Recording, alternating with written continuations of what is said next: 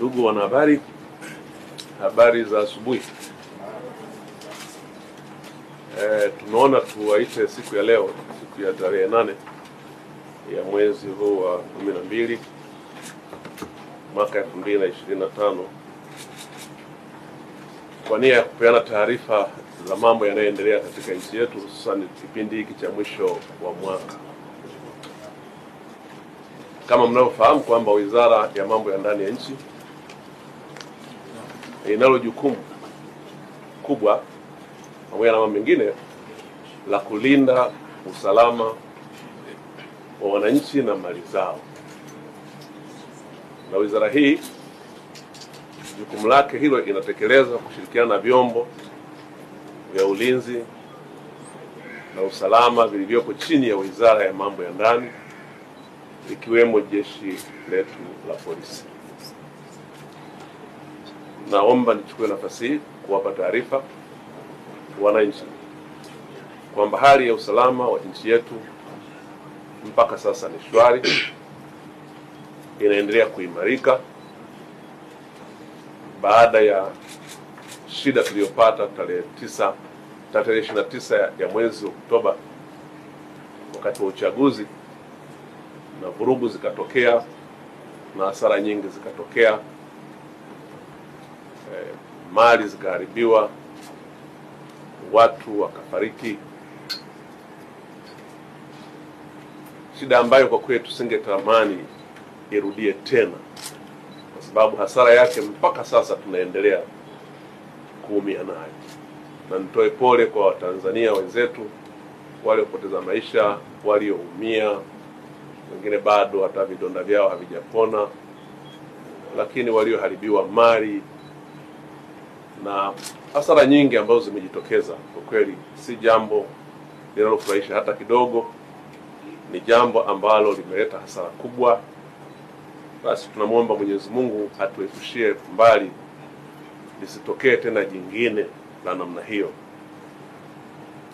Hata hivyo, wakati tunaendelea na kuimarisha hali ya usalama na kwa kazi nzuri inayofanywa na jeshi letu la polisi kwa kushirikiana na vyombo vingine vya ulinzi na usalama, lakini pia wananchi wanatoa ushirikiano wa kutosha kushirikiana na jeshi letu la polisi, lakini viongozi mbalimbali pia wamesikika wakieleza umuhimu kama taifa kulinda amani ya nchi yetu kama jambo na tunu muhimu ya ustawi wa maendeleo mengine. Nichukue nafasi hii kuwashukuru sana viongozi wetu wa dini kwa nyakati tofauti tangu tarehe za mwanzo wa mwezi huu. Zimetolewa kauli zinazotia moyo, zinazofundisha wananchi na waumini wao juu ya umuhimu wa amani katika taifa. Wamefanya hivyo na katika mahubiri, katika matamasha, katika semina na kutumia majukwaa mbalimbali. Napenda nichukue nafasi hii kuwashukuru bila kuwataja viongozi wote wa dini.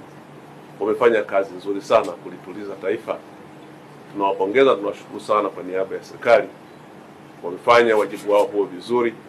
Ni vizuri wananchi tukathamini na kuheshimu mahusia haya ambayo wamewatoa viongozi wetu wa dini, lakini viongozi wetu wa kijamii katika maeneo tofauti tofauti.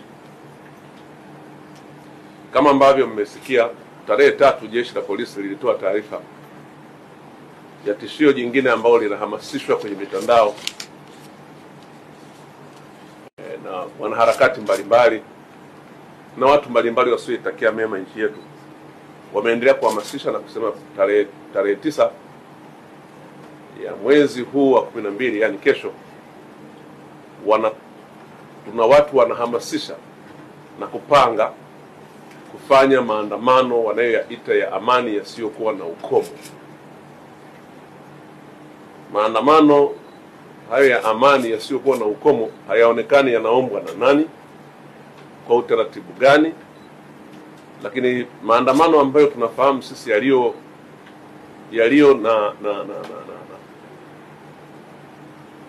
na compliance na katiba ya nchi yetu, lakini na sheria za nchi yetu, ni yale yanayoombwa na mtu mahususi na yanakuwa yana ujumbe mahususi na yanasema shabaha yake ni nini, lakini yanaeleza yatafanyika wapi, yatatoka wapi hadi wapi, ili jeshi la polisi liweze kutoa huduma ya watu hao wenye ujumbe wa namna hiyo. Haya yanayoelezwa kama ambavyo imeelezwa katika taarifa kwa umma ya jeshi la polisi iliyotolewa tarehe 5 ni kwamba hayana muombaji, hayaelezi yanatoka wapi kwenda wapi, hayaelezi ujumbe ni nini, ila tu yanaeleza kwamba yatakuwa hayana ukomo, na tunaambiwa kwamba ni makubwa kuliko yale ya tarehe 29.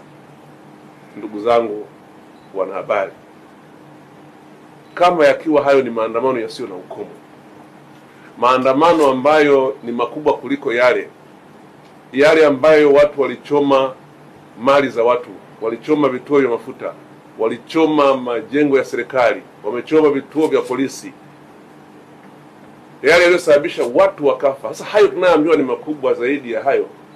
Sasa hayo sio maandamano. Kwanza kwa sababu hayana kibali kwa mujibu wa sheria, lakini pili hayaeleweki yanafanywa na wakina nani ili tujue hata tuzungumze nao, lakini tatu yanaambiwa hayana mwisho. Maana maandamano kwa mujibu wa sheria yetu ya polisi na polisi wasaidizi sura ya 322 kama sikosei, yameelezwa wazi kwa sifa hizi na vigezo hivi nilivyovisema. Kwa hiyo nimewaita hapa kujaribu kutumia vyombo vyenu vya habari kuwaambia Watanzania maandamano hayo ni haramu, hayaruhusiwi, na tutumie nafasi hii kuwaomba sana wale wote ambao wanashabikia, wale wote ambao wanaona wao wameichoka amani, wale wote ambao wanaona hata mateso tuliyopata katika kipindi hiki wanaona hayatutoshi, wanataka kutuongezea tena mengine, tuwaombe sana kwamba maandamano kwa kuwa hayana kibali na hayapo kwa mujibu wa sheria, hayakubaliki na ni kinyume cha sheria, na kwa hivyo vyombo vyetu vya usalama vitayadhibiti. Na kwa hiyo ndugu zangu,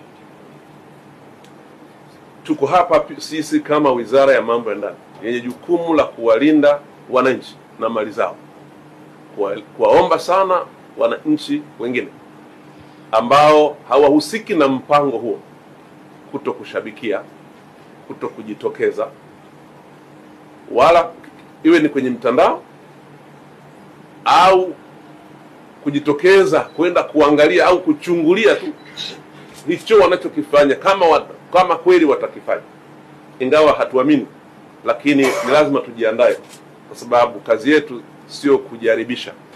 Kazi yetu ni kuhakikisha kwamba tuna wakati wote wananchi wanakuwa salama wao na mali zao. Kwa hiyo waombe sana wananchi wasithubutu kujitokeza, kwa sababu maandamano haya ni haramu. Maana kuna wakati mwingine wengine wanajitokeza bila hata kujua pengine anachokimbilia ni kitu gani, na kujikuta amejiingiza kwenye kitu asichokifahamu.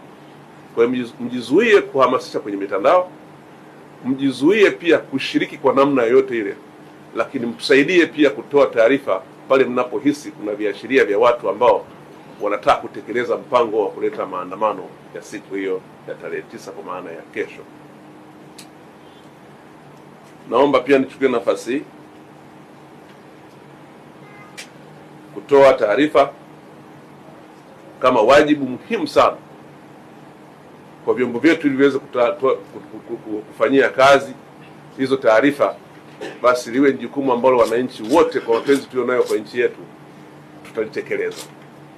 Na jeshi la polisi limebainisha namba mahususi, tutawapatia hapa namba ili ziweze kuwasaidia kuweza kutoa taarifa kuwapa wananchi, na wananchi watakapoona kuna matukio au kuna viashiria au kuna watu wanapanga jambo hilo, basi waweze kutoa taarifa hizo. Nichukue nafasi hii kuwatakia kila la heri katika sikukuu za mwisho wa mwaka, tukianza na siku ya kesho ambayo ni siku yetu ya kusherehekea uhuru wetu, miaka 64 ya uhuru, tusherehekee kwa amani na utulivu, na nina imani yangu kwamba wananchi mmejua adha na mateso tuliyoyapata na ambayo tutaendelea kuyapata kwa madhara tu ya tarehe 29 na 30 mpaka tarehe 1 ile iliyotokea. Sasa tusirudie tena haya. Mimi na wenzangu tunawaomba sana wananchi tuipende nchi yetu. Mashabiki wengi wanaosuka hii mipango na kufanya, wengi wao unaona hawako hata hapa nchini, na wale walioko hapa pengine wamechoka na hii hali, lakini tunaomba sana, tulio wengi tumeona madhara yake. Madhara ni makubwa sana, mateso ni makubwa. Tunazungumzia watu ambao wameathirika kwenye maandamano, lakini tufahamu kwamba wako walioshindwa kwenda hospitali wakiwa wanaumwa siku zile za maandamano. Tufahamu kwamba kuna watu waliokuwa na appointment na madaktari wanatakiwa kwenda kujifungua, na ndio siku imefika tarehe ile huwezi kwenda hospitali. Hali ilikuwaje? Tufahamu kwamba kuna watu waliokuwa wagonjwa, tuna wazee wetu wagonjwa, wana hali mbaya, maisha yao ni hospitali. Inapokuwa kuna hali ya upotevu wa amani, ujue kwamba hakuna kinachoendelea. Tufahamu kwamba sasa watu wanaogopa hata kuleta chakula Dar es Salaam. Hali si nzuri hata hapa Dar es Salaam, hasa kwenye miji mikubwa, kwa sababu aina ya maandamano yale yalikuwa ni kama, kwa kweli si jambo ambalo lilitegemewa. Kwa hiyo rai yangu ni kwamba maandamano au fujo zote ni tabu na ni mateso kwa watu wasiohusika kuliko wanaohusika. Ni tabu na mateso kwa watoto wetu, ni tabu na mateso kwa uchumi wa nchi yetu, lakini niseme madhara yake yanachukua muda mrefu sana kuweza kuisha. Kwa kama nilivyosema, niwatakie kila heri siku ya kesho tunaposherehekea sherehe hizi za uhuru miaka 64, lakini pia Christmas tuisherehekee kwa amani na mwaka mpya, ili haya yaliyopita kwa kweli tuombe Mungu yasirudie tena, na niwaombe mpeleke taarifa hizi kwa umma ili umma uweze kujua na kutusaidia ili tuweze kutuliza hali ya nchi. Asanteni sana kwa kusikiliza.